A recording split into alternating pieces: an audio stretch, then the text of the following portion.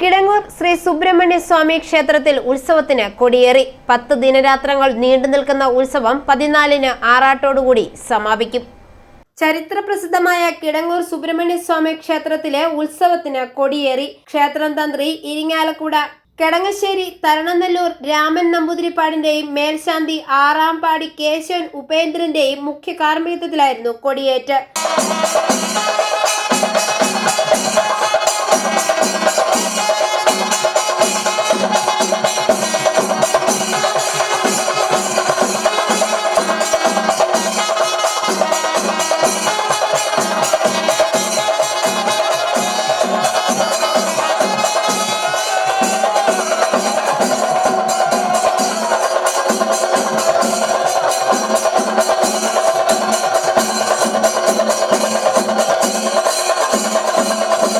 കൊടിയേറ്റിന് മുന്നോടിയായി രാവിലെ കൊടിക്കൂറ കൊടിക്കയർ സമർപ്പണം, തുടർന്ന് വടക്കും തേവർക്ക്, വൈകിട്ട് പഞ്ചാരിമേളം, കർണാടക സംഗീത സദസ്സ് എന്നിവയും ഉണ്ടായിരുന്നു.